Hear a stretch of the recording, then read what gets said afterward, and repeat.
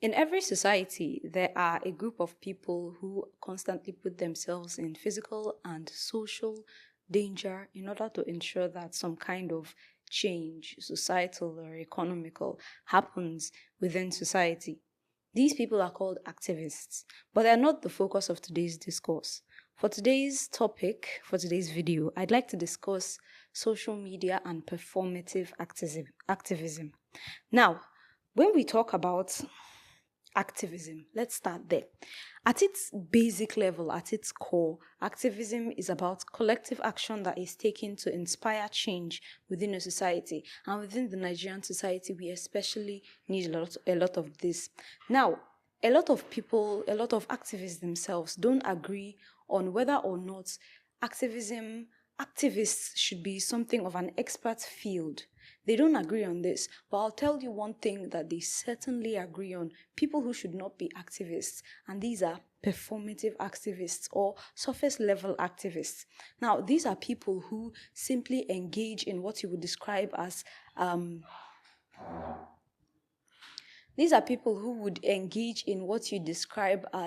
activist-related actions. They would post a video or two, but they only do these things in order to increase their social capital. Why do they do it? For social capital, for the justification of having been part of this movement that everybody is hyping up. Take, for example, when the NSAS movement happened, there were a lot of people that were simply doing it on the surface. They were posting videos, they were liking videos, right? Only to appear as though they related with this cause, with this issue to some extent, but really they didn't put in any effort to inflict or cause any actual change with regards to as far as NSAS, as far as police abuse was concerned, right? Now, I'd like to switch over to the conditions, or rather, some of the reasons as to why people engage in performative activism or surface level activism. I'll lead with that. Usually there are about 4, there are more, but I've narrowed them down to 4 so far. The first one I would list out is when it's easy. They do these things only when it's easy. So it's easy to simply repost issues about NSAS. It's easy to repost or type in your social media that police abuse should not happen, especially when you're not actively monitored by members of law enforcement like police or EFCC, and usually just privately on your WhatsApp status. They do these things only when it's easy. That's one example. Another example is when we have low intimacy or high privilege. Basically, we are far socially from that particular event that's happening. A typical example of this is a man that is speaking on women's rights and women's issues without actually having any deep conversations about what these issues are and what can be done to solve them. They refuse to engage in such conversations, right? It's only on the surface level because of how far away socially they are from that particular issue. Another one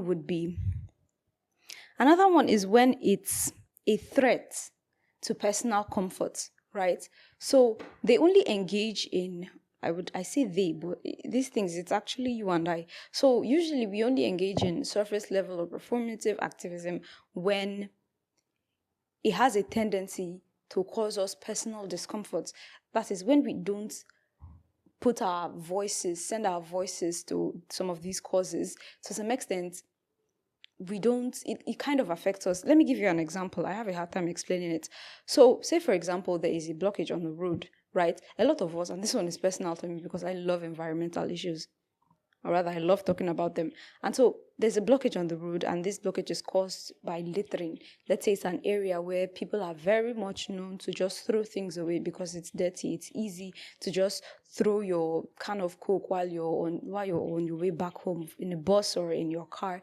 That is easy to do, but it contributes to something. And let's say there's a blockage because of it. It's raining season. The gutter floods up. The road is completely blocked because of this.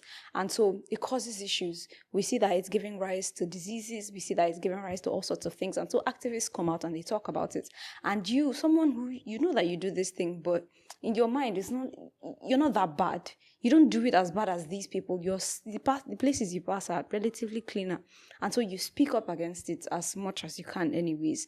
But deep down, you still carry out these actions that contribute however little to this particular issue, right? And then the fourth one, and this is my favorite, because this is where I told the line between deciding whether or not performative activism is bad.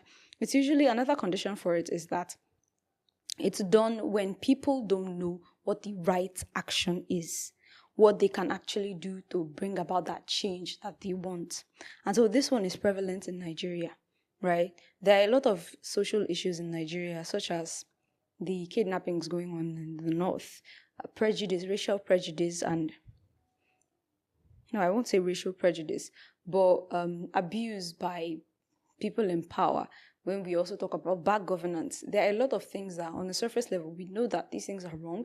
We know that these things are things that we should speak out about. We sort of create awareness through it. And this is one of the things that we do a lot. We post, reshare, drop comments here and there. And so that kind of creates awareness about it. But most of these people don't actually know what we can do to bring about actual change for some of these causes that we're talking about. And so these are some of the 4 conditions. However, I will say, and this is something that's very harmful about performative activism. It's very harmful because it creates this illusion that something is being done about a particular issue. Meanwhile, nothing is actually being done. And that illusion is very dangerous because here's another example, right? A lot of people, we all agree that men should not beat their wives. We all agree that our environment, we should keep it clean. But there's a lot more nuance to conversations like this, to issues like this, that we need to sit down, talk about how everyday actions, how the little things that we do contribute to this particular issue. There are a lot of things like this, right? So simply on the surface level, we agree it's a generalization. This is bad, right? That is bad. This is how things should be. But surface level activism or performative activism kind of blocks or draws a curtain on that particular topic. Everybody agrees, yes, it's bad. And so it kind of seems like, since we're all in agreement, this thing is being worked on in society. We're actually moving forward as a society. Meanwhile, deep down, the actual conversations that need to be had are not being had. The changes, the actions that need to be taken are not being taken. And that is a very negative thing. That is something that's not exactly good about surface level activism. That is why it's called surface level activism, because there's a difference between what is being said and what is being done, right? Very huge difference. Now, I'll go further I'll end the video on this note. These are 3 things I need you to ask yourself if there is like an issue or a cause that you'd like to actively stand for, you'd like to actively push for, right? Whenever you think about these courses that are online, spreading out online, and there's something that sticks to you, or there's something you want to speak out about, ask yourself these 3 questions. First, what do the people experiencing this harm actually need? What do they actually need? Rather than assuming that they need this or they need that, you ask yourself, you do the research on what they actually need. The second thing I'd like you to ask yourself is, what actions, what efforts can you put in sustainably?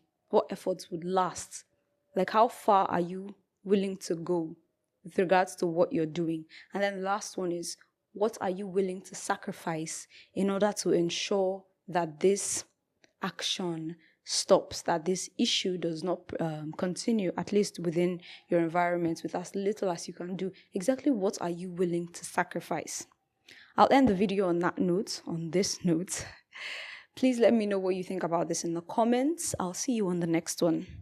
There, I said it.